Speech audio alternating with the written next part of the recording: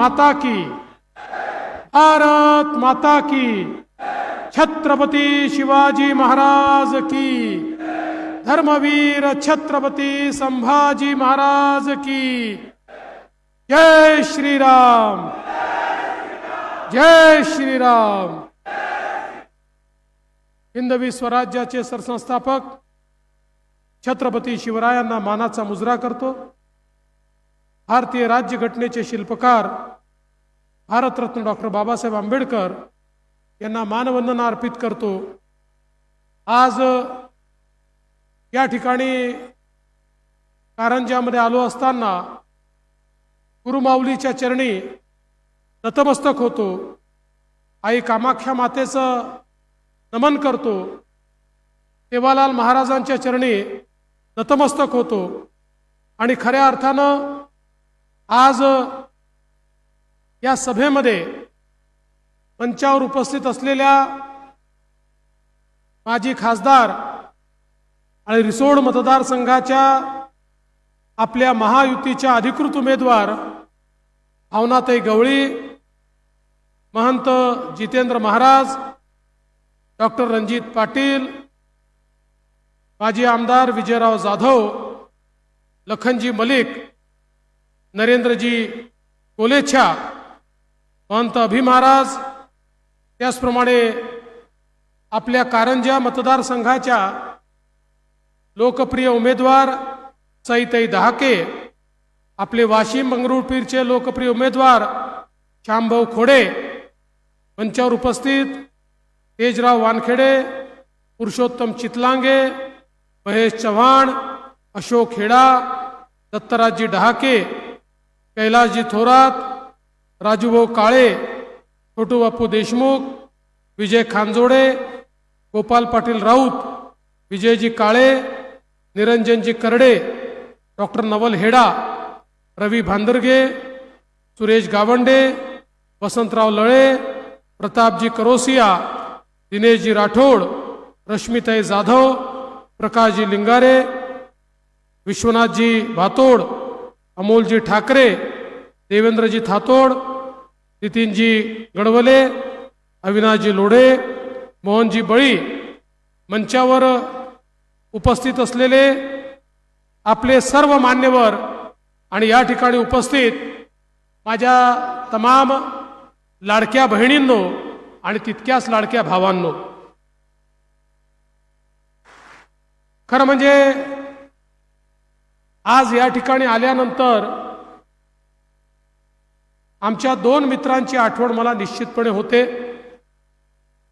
एक आमचे सहकारी असलेले प्रकाशभाऊ डहाके आणि दुसरे राजेंद्र पाटणेजी। या दोघांचीही निश्चितपणे इथे आल्यानंतर मला आठवण होते। खरं तर राजेंद्र पाटणी हे माझ्या अतिशय जवळ होते। त्यांच्या माध्यमातून या मतदारसंघामध्ये खूप मोठ्या प्रमाणात मी निधी दिला आणि वेगवेगळ्या प्रकारची विकास कामं देखील या ठिकाणी केली।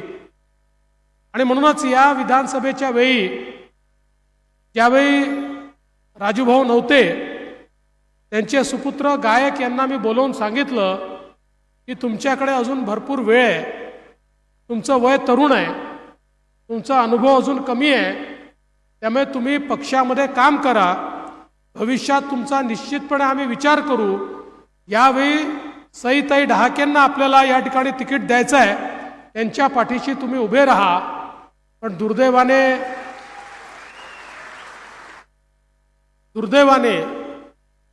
त्यांनी दुसरा रस्ता निवडला आणि तो रस्ता असा आहे, त्या रस्त्याने गेल्यानंतर माणसाचं कधीच भलं होत नाही, असा रस्ता त्यांनी तो रस्ता त्यांना लखलाभ। पण या निमित्ताने राजू पाटील राजे जे म्हणाले ते सत्य आहे। या मतदारसंघात झालेली सगळी कामं ही महायुतीच्या सरकारने केलेली कामं आहेत। या कामाचं श्रेय जर कोणाला द्यायचं असेल तर ते भारतीय जनता पार्टी, शिवसेना, राष्ट्रवादी महायुतीच्या सरकारलाच आपल्याला द्यावं लागेल। अगदी राजभाऊ नसल्यानंतरही या मतदारसंघामध्ये आम्ही मोठ्या प्रमाणात निधी दिला आणि त्यातनं अनेक विकास कामं या ठिकाणी झालेली आपण सगळ्यांनी बघितली आहे. खरं म्हणजे वाशिम जिल्हा हा सातत्याने दुर्लक्षित असलेला जिल्हा होता.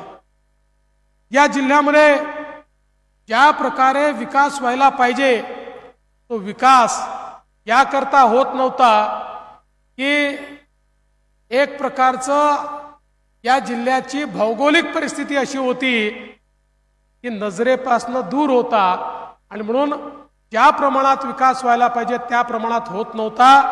पण 2014 साली आपलं सरकार आल्यानंतर वाशिम जिल्ह्याला आपण विकासाच्या केंद्रस्थानी आणलं आणि आज आपण पाहू शकतो समृद्धी महामार्गामुळे वाशिम जिल्ह्याची कनेक्टिव्हिटी अशी झाली की इकडे मुंबई आहे, इकडे नागपूर आहे आणि एक मध्यवर्ती अशा प्रकारचा जिल्हा झाला. आणि पुढच्या काळामुळे या समृद्धी महामार्गामुळे एक मोठी औद्योगिक प्रगती या वाशिम जिल्ह्यामध्ये होताना आपल्याला दिसेल. अनेक राष्ट्रीय महामार्गाने या जिल्ह्याला जोडण्याचं काम आपण केलं. आदिलाबाद माहूर वाशिम रेल्वे करता आपण त्या ठिकाणी पैसा दिला. रस्ते आणि पुलांसाठी 900 कोटी रुपये दिले. खामगाव जालना रेल्वे प्रकल्पाला आपण त्या ठिकाणी मोठ्या प्रमाणात मान्यता दिली आणि शकुंतला एक्सप्रेसला देखील जवळपास 2100 कोटी रुपयाचा निधी देऊन या भागामध्ये एक प्रकारचं रेल्वेचं जाळं तयार करण्याचं काम आपण केलं. एवढंच नाही तर समृद्धी महामार्गावर काबरा आणि सावरगाव माळ या ठिकाणी 2 औद्योगिक विकास केंद्र आपण तयार करतो की ज्याच्या माध्यमातून या जिल्ह्यातल्या तरुणाईच्या हाताला त्या ठिकाणी काम मिळेल. कारंजा मानोरा आणि कारंजा वाशिम या रस्त्याचं काम आपण त्या ठिकाणी केलं. आज आपण पाहू शकतो या भागामध्ये मोठ्या प्रमाणात रस्त्यांची कामं झालेली आहेत. एक कनेक्टिव्हिटी तयार झालेली आहे आणि त्यातनं मोठ्या प्रमाणात आज या भागामध्ये आमच्या तरुणाईच्या हाताला काम मिळण्याकरता वेगवेगळ्या प्रकारचे उद्योग देखील येत्या काळामध्ये येताना आपल्याला पाहायला मिळतील. एवढंच नाही तर बंजारा समाजाची काशी असलेलं पोहरा देवी, या पोहरा देवीकडे 60-70 वर्षात कुठल्याही सरकारने कधीच लक्ष घातलं नव्हतं. 2014 साली आपलं सरकार आल्यानंतर पहिल्यांदा मी 100 कोटी रुपये त्या ठिकाणी विकासाकरता दिले. तिथलं काम सुरू केलं आणि आता पुन्हा एकदा शिंदेजीच्या नेतृत्वात आपल्या महायुतीच्या सरकारने त्या ठिकाणी 600 कोटी रुपये विकासाकरता दिले. आणि मला या गोष्टीचा अभिमान आहे. आमच्या बंजारा समाजाच्या इतिहासामध्ये इतके वर्षामध्ये आमच्या पोहरागडावर भवानी मातेचं दर्शन घेण्याकरता कुठलेच प्रधानमंत्री आले नव्हते. माननीय नरेंद्र मोदीजी देशाचे पहिले प्रधानमंत्री आहेत की जे पोहरागडावर त्या ठिकाणी आले आणि सेवालाल महाराजांची देखील त्या ठिकाणी त्यांनी दर्शन घेतलं. समाजातल्या सगळ्या स्तरातल्या लोकांचा विकास करण्याचा प्रयत्न आपल्या सरकारच्या माध्यमातून सातत्याने आपण केला. आज आपण पाहू शकतो शेतकऱ्याच्या पाठीशी आपलं सरकार पूर्ण शक्तीने उभं राहिलं. 1 रुपयामध्ये पीक विमा आपण दिला. शेतकऱ्यांनी 1 रुपया भरला. 8,000 कोटी रुपयाचा पीक विमा आपण शेतकऱ्यांना त्या ठिकाणी मिळवून दिला. मागच्या काळामध्ये ज्यावेळेस सोयाबीनचे भाव पडले, लोकसभेच्या पूर्वी आम्ही घोषणा केली होती की हमी भावापेक्षा सोयाबीनचे भाव कमी झाले आहेत, काळजी करू नका, आम्ही तुम्हाला भावांतर योजनेच्या अंतर्गत थेट तुमच्या खात्यामध्ये पैसे देऊ. आता आपल्या सरकारने सोयाबीनच्या आणि कापसाच्या शेतकऱ्याच्या खात्यामध्ये 5,000 रुपये हेक्टरी या शेतकऱ्यांच्या खात्यामध्ये मागच्या काळातले पैसे भरले. आणि आता तर आपण निर्णय केला आहे यापुढे कधीही सोयाबीनचा आणि कापसाचा भाव हमी भावापेक्षा कमी झाला तर त्यामध्ये जेवढं अंतर असेल तेवढे पैसे आपलं महायुतीचं सरकार थेट शेतकऱ्यांच्या खात्यामध्ये टाकणार आहे। कुठेही शेतकऱ्याचं नुकसान आता आपण होऊ देणार नाही। आपण निर्णय केला शेतकऱ्यांना वीज बिल माफ करण्याचा। आज आमच्या शेतकऱ्यांना बिल तर आलं, पण ते बिल कसं आहे, 000चं बिल आहे। आणि पुढचे 5 वर्ष आमच्या शेतकऱ्याला शेती पंपाचं बिल हे माफ करायचा निर्णय आपण घेतलेला आहे। शेतकऱ्यांना शेती पंपाचं बिल भरावं लागणार नाही। यासोबत मागेल त्याला सौर पंप ही योजना आपण आणली। केवळ 10% पैसे भरले की सौर पंप मिळेल। 5 वर्षाकरता त्याचा मेंटेनन्स सरकार करेल। 25 वर्ष 1 पैसा देखील बिल लागणार नाही। अशा प्रकारची योजना आपण आणली आहे। एवढंच नाही, महाराष्ट्रामध्ये सातत्याने आमच्या शेतकऱ्यांची मागणी होती, आम्हाला दिवसा 12 तास वीज मिळाली पाहिजे। रात्रीच्या वेळी शेतीमध्ये साप विंचू असतात, त्रास होतो, दिवसाला 12 तास आम्हाला वीज द्या। महाराष्ट्रात आपण पहिली शेतकऱ्यांकरता डेडिकेटेड शेती वीज वितरण कंपनी काढली। 14,000 मेगावॅटचे प्रोजेक्ट सुरू केले। 18 महिन्यामध्ये हे प्रोजेक्ट कंप्लीट होतील। त्यानंतर आपल्या शेतकऱ्यांना दिवसा 12 तास वीज ही 365 दिवस आपलं सरकार त्या ठिकाणी देणार आणि मोफत वीज देणार। हे आपल्या सरकारनं या ठिकाणी केलंय। आपल्याला माहिती आहे, माननीय मोदीजी किसान सन्मान योजनेच्या अंतर्गत 6,000 रुपये द्यायचे। आपण नमो किसान शेतकरी सन्मान योजना आणली आणि अजून 6,000 रुपये असे 12,000 रुपये वार्षिक शेतकऱ्यांच्या खात्यामध्ये देण्याचा निर्णय केला। आणि आता पुन्हा तुमच्या आशीर्वादानं नवीन सरकार आल्यानंतर 12,000 रुपये नाही, 15,000 रुपये शेतकऱ्यांना देण्याचा निर्णय हा आपल्या सरकारने या ठिकाणी केला आहे। आणि एवढंच नाही, आता तर तुमच्या आशीर्वादानं सरकार आल्यानंतर आमच्या शेतकऱ्यांना पूर्ण कर्जमाफी करण्याचा निर्णय आपण घेतलेला आहे। हे शेतकऱ्यांचं सरकार आहे, शेतकऱ्यांच्या पाठीशी उभं राहणारं सरकार आहे। आज आपण पाहू शकतो समाजातल्या विविध घटकांकरता या सरकारने केलेलं काम आहे। आमच्या बंजारा समाजाकरता आम्ही संत सेवालाल महाराज तांडा वस्ती योजना आणली। प्रत्येक तांड्यापर्यंत मूलभूत सोयी पोहोचवण्याकरता 4,000 कोटी रुपये आपण त्या ठिकाणी दिले।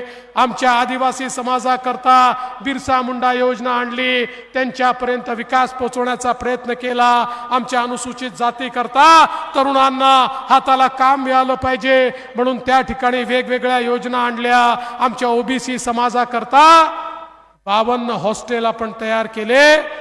त्या हॉस्टेलमध्ये आमच्या मुला मुलींना त्या ठिकाणी राहण्याची जागा दिली आणि यासोबत त्या ठिकाणी महाज्योतीची निर्मिती करून त्या माध्यमातून आपले ओबीसीचे, आपले भटके विमुक्तांचे, आपले बंजारा समाजाचे, आपले धनगर समाजाचे आपले सगळे मुलं हे खऱ्या अर्थानं यूपीएससी एमपीएससी पास झाले पाहिजे, त्यांच्या हाताला काम मिळालं पाहिजे, याकरता सगळी तजवीज आपण त्या माध्यमातून या ठिकाणी केली। आमच्या मातंग समाजाकरता आरटीची निर्मिती केली। आपण आपल्या भटक्या विमुक्तांकरता मनआरटीची निर्मिती केली। समाजातला एकही घटक असा नाही की ज्या घटकाचा विचार आपल्या सरकारने केला नाही। खरं म्हणजे आपल्या देशाचे प्रधानमंत्री माननीय नरेंद्र मोदीजी हे सातत्याने सांगतात, विकसित भारत जर तयार करायचा असेल तर भारताच्या सामाजिक आर्थिक व्यवस्थेचा केंद्रबिंदू महिलांना केलं पाहिजे, आमच्या मातृशक्तीला, आमच्या माता भगिनींना केलं पाहिजे। आणि म्हणून मोदीजींनी बेटी बचाओ बेटी पढाओ पासनं लखपती दीदी पर्यंतचे कार्यक्रम आखले। आज लखपती दीदीच्या माध्यमातून आमच्या सर्वसामान्य घरच्या महिलांना रोजगार मिळतोय। ज्यांचं उत्पन्न वर्षाला लाखाच्या वर गेलाय त्यांना आपण लखपती दीदी म्हणतो। महाराष्ट्रामध्ये 11 लाख लखपती दीदी तयार झाल्या। पुढच्या काळात 25 लाख लखपती निधी आपण तयार करणार आहोत. 1 कोटी आमच्या माता भगिनींना लखपती निधी करायचं, अशा प्रकारचा आपला संकल्प आहे. आणि मोदीजींच्या आशीर्वादाने या महाराष्ट्रामध्ये आपले मुख्यमंत्री एकनाथराव शिंदेजींच्या नेतृत्वात आम्ही महिला केंद्रित अशा अनेक योजना आणल्या, ज्यामध्ये आपल्याला कल्पना आहे. लेक लाडकी सारखी योजना आणली. लेक लाडकी योजनेमध्ये आपल्या घरी कन्या रत्न जर जन्माला आलं तर तिच्या जन्माचं स्वागत झालं पाहिजे. म्हणून ज्या घरी मुलगी जन्माला येईल, जन्माला आली की 5,000 रुपये, पहिल्या वर्गात गेली की 5,000 रुपये, चौथ्या वर्गात गेली की 5,000 रुपये, 7व्या वर्गात गेली की 7,000 रुपये, 11व्या वर्गात गेली की 7,000 रुपये, 18 वर्षाची झाली की 75,000 रुपये, असे 1 लाख रुपये त्या घराला देण्याचा निर्णय हा आपल्या सरकारने लेक लाडकीच्या माध्यमातून घेतला. एवढंच नाही, आमच्या मुलींना उच्च शिक्षण घेता आलं पाहिजे म्हणून आपण मुलींकरता उच्च शिक्षण मोफत केलं. खाजगी महाविद्यालयांमध्ये 2 लाख 4 लाख जी काही फी असेल ती राज्य सरकारने भरण्याचा निर्णय घेतला. खरं म्हणजे आपल्या समाजातली स्थिती अशी होती, आपल्या मध्यमवर्गीयाच्या गरीबाच्या घरामध्ये एक मुलगा आणि एक मुलगी असेल तर आईबाप म्हणायचे एकाला शिकवण्याची आमची ऐपत आहे, त्यामुळे आम्ही मुलाला शिकवतो, मुलीला सांगायचे तू बाई घरी बस, तुझं लग्नच करून द्यायचं आहे. अतिशय हुशार असलेली आमची मुलगी दुर्दैवाने पैशाअभावी शिकू शकायची नाही. आम्ही आईबापांना सांगितलं तुमच्याकडे शिकवण्याकरता पैसे नसतील तर चिंता करू नका, मुलीचे मामा मंत्रालयात बसले आहेत, ते मामा मुलीच्या शिक्षणाचा खर्च करतील. आणि आज हजारो कोटी रुपये आपल्या मुलींना डॉक्टर इंजिनियर बनवण्याकरता आपल्या सरकारच्या माध्यमातून या ठिकाणी खर्च आपण करतोय आणि त्या माध्यमातून मुलींच्या शिक्षणाचं दार आपण उघडं केलंय. एवढंच नाही तर या ठिकाणी आपल्याला कल्पना आहे, आपल्या सरकारने महिलांना एसटी मध्ये 50% कन्सेशन दिलं. महिलांनी प्रवास केला तर अर्धच तिकीट लागतं, अशा प्रकारची व्यवस्था आपण केली. ज्यावेळी ही व्यवस्था आम्ही केली, एसटीचे लोक आमच्याकडे आले, म्हणाले साहेब योजना करू नका. का बरं करू नका म्हटलं? म्हणाले आमची एसटी तोट्यामध्ये आहे, ही योजना केली तर आमची एसटी बंद होईल. आम्ही सांगितलं काळजी करू नका, एसटीला जर काही कमी पडलं तर आम्ही देऊ. 1 महिन्यापूर्वी तेच लोक आमच्याकडे आले, आम्हाला म्हणाले साहेब काही झालं तरी ही योजना बंद करू नका.